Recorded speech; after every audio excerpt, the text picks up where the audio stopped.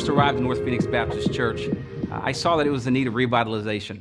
Great church, great bones, but there were some things to do. I became so eager and so hungry to make an impact for Jesus.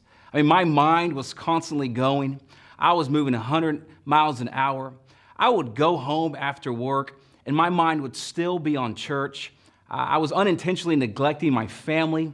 I was eager. I was hungry to do something. I wanted to reach people. I wanted to grow the church. I wanted to make an impact. But in the midst of this, I didn't recognize what I was doing. In the midst of this, I began to run so fast. My eating habits became very unhealthy. My mental state became very unhealthy. My physical being became very unhealthy. And to be even more transparent, my spiritual life suffered. Yeah, I was preparing sermons every single week, but preparing a sermon and sitting alone with God just to know Him, are two completely different things. And I didn't balance that out so well.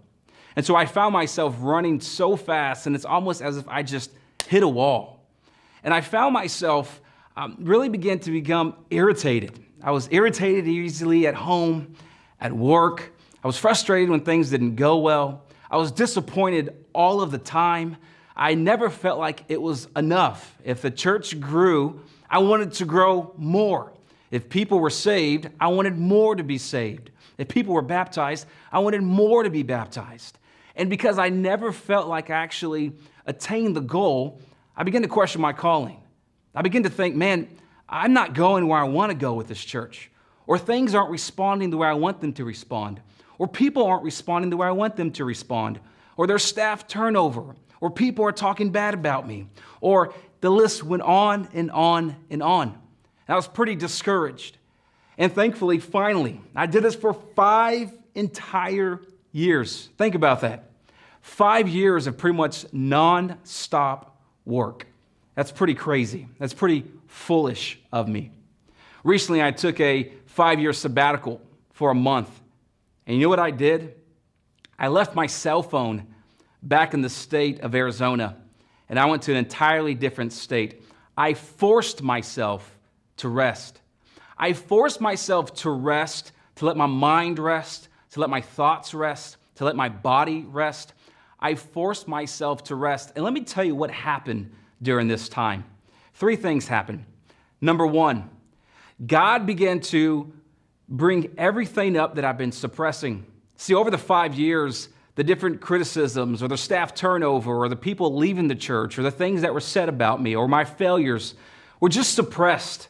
They were suppressed over the 5 years because I was moving so fast that I actually didn't stop it long enough to take time to deal with those pains. So while I rested, God brought those pains back up. He brought the failures back up. He brought the brokenness back up. And I could no longer suppress it by running fast because I slowed down and I rested and I was forced to deal with them. In reality, because I didn't deal with them, here's what happened. Not only did God do this miraculous work of bringing up the stuff that was in me, but once He showed it to me, He helped me to see how these things were connected to the next thing He showed me. Number 2, I was a bit unhealthy. I was a bit unhealthy in these areas of my life because I was so eager to be successful that I neglected my own spiritual walk, my own mental health, my own physical health, and my own family, to be honest with you. I neglected the most important things so that I can become successful. And the reality is, I sometimes ask myself, did I want success for His name, or did I want success for my name? And that's a hard question to have to answer. So not that only did rest cause these things to come up to the surface, but then when He showed me these things, rest also showed me that I was a bit unhealthy, and I needed some things that I needed to work on and deal with. Then number 3, and a pretty important thing for me. Number 3, what rest did was it reminded me and renewed my sense of calling.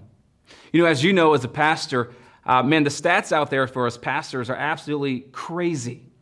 About 90% of pastors go through depression. About 80% feel like they're lonely. The numbers are everywhere, but that's the general idea. You get the hint. Us pastors are exhausted. We don't know who to trust. We're tired of feeling like we're never enough. We're tired of feeling like we can't hit a home run sermon like we want to hit. We're tired of feeling like we're not growing. No matter who leaves the church, even if it's for the better, it always stings. You question your leadership. You wonder if you should go do something else somewhere else. All of these things come to mind probably every single day we have to deal with these things. And we're constantly feeling like we're failing. And so here's why this was so important. When I rested, when I paused, and I dealt with these things that surfaced, and the unhealthiness was exposed, and I dealt with these things, God reminded me in the middle of me resting, son, I have called you to this work.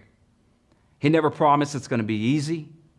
In fact, God knew that when he called me into this work and when he called you into this work, he knew the pains that we would walk through. He knew that as pastors, we would end up washing the feet of the very same people who would betray us, who would deny us, who would doubt us, just like they did Jesus first. Now, I get it, we're not Jesus, but I think we can get an idea of what it's like to wash the feet of the same people that will end up hurting you. But it was so good.